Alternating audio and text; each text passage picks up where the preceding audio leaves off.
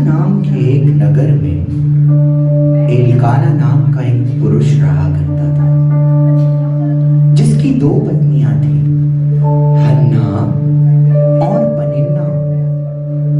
पनिन्ना की तो बहुत संतानें थी, मगर हन्ना, उस बेचारी का कोई भी बच्चा ना था, जिसके कारण पनिन्ना उसे सताती और चिढ़ाकर कहती, मेरी तो इतनी संतानें हैं और तू चल जा बांझ कहीं की। बेचारी हन्ना हर समय आंसू बहा बहा कर रोया करती थी। उसका पति एलकाना उसे समझाता था, हन्ना, क्या मैं तेरे लिए 10 पुत्रों से बढ़कर नहीं हूं? मगर हन्ना को तो कुछ और भाता ही ना था। पनिन्ना तो पनिन्ना, लोग भी उसका उपहास किया करते थे, ठहाके लगा लगा कर उस पर हंसा करते थे। हाँ, कुछ इसी तरह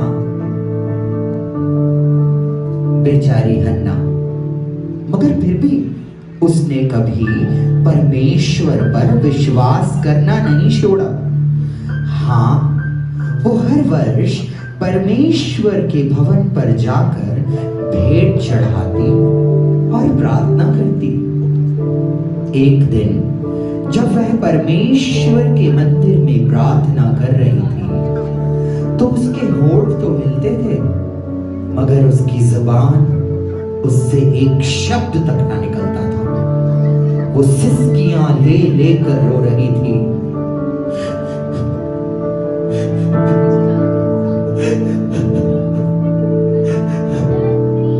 पास खड़ा हुआ एली याजक ये सोचने लगा, मानो हन्ना किसी नशे में चोर है और उसे तुच्छ जाना। जब हन्ना अपनी प्रार्थना खत्म कर चुकी, तब एली ने एकाएक उससे पूछा, तू क्यों नशे में है? अपने नशे को तोड़। उसने कहा, अपनी दासी को तुच्छ ना जान, मेरा दुख बहुत बड़ा है, मेरे एक भी संतान नहीं है। एली ने उसके दुख पर दृष्टि कर कहा, जा, अगले वर्ष इसी ऋतु में तुझे परमेश्वर एक बेटे की आशीष देगा। हन्ना वहां से चली गई और फिर कभी ना रोई, मगर उसने मन ही मन ठान लिया था, जब परमेश्वर उसे संतान देगा तो वो उसे परमेश्वर को अर्पित कर देगी। हन्ना और एलकाना को एक बच्चा उत्पन्न हुआ, जैसा परमेश्वर के दास ने कहा था। उन्होंने उसका नाम सैमुएल रखा और हन्ना ने सोच लिया था अपने बेटे को परमेश्वर को अर्पित कर देगी। जब सैमुएल बड़ा हुआ, हन्ना और एलकाना उसे परमेश्वर के मंदिर में ले गए और जाकर उसे वहां अर्पित कर दिया। ये कह दिया कि आज से ये बच्चा मंदिर की देख रेख में आपका हाथ बटाएगा। एली ने भी खुशी खुशी उसे अपने साथ रख लिया, क्योंकि उसके 2 बेटे थे, एक का नाम होप्नी, दूसरे का नाम पिनहास, और दोनों को खाने पीने और लूटपाट को छोड़ और कोई बात ना सूझती थी।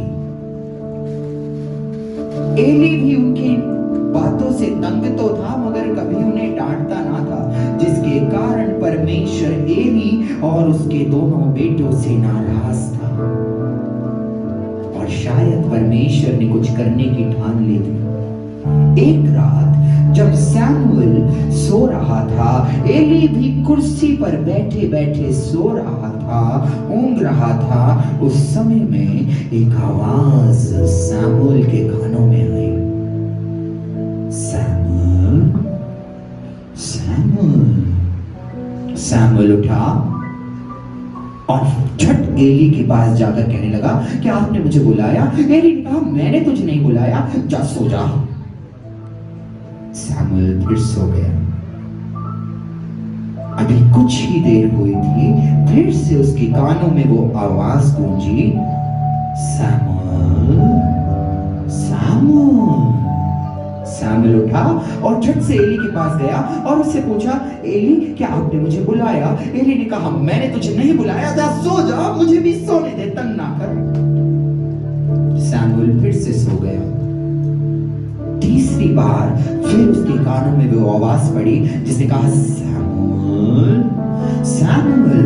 अब की बार जब वो एली के पास गया तो एली समझ गया कि उसे परमेश्वर ने बुलाया है। उसने कहा, अब की बार जब तुझे वो आवाज सुनाई दे तो कहना, बोल परमेश्वर, तेरा दास सुनता है। सैमुअल चला गया और फिर से उसके कानों में वो आवाज आई, सैमुअल सैमुअल। अब की बार जब सैमुअल उठा तो परमेश्वर ने जब उससे पुकारा, उसने कहा, बोल परमेश्वर, तेरा दास सुन रहा है। उस रात परमेश्वर ने सैमुअल से ढेर सारी बातें की। सैमुअल परमेश्वर और मनुष्य दोनों के अनुग्रह में बढ़ता रहा और बड़े होकर वो इज़राइल का पहला भविष्यद्वक्ता कहलाया। सैमुअल एक ऐसा भविष्यद्वक्ता था, वो जब बोलता था लोग उसकी सुनते थे, वो प्रभावशाली हुआ। परमेश्वर और मनुष्य का अनुग्रह उस पर था, वो घुटने टिकाता था, परमेश्वर उसकी प्रार्थना पर अपने कान लगाता था और जितने वर्ष वह जीवित रहा उतने वर्ष जो जो बातें उसने कही, कभी भी परमेश्वर ने उसकी मुख की बात को गिरने ना दिया और वो कहलाया इज़राइल का पहला भविष्यद्वक्ता सैमुअल।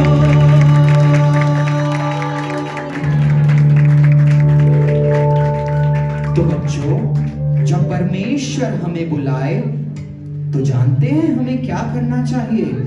आइए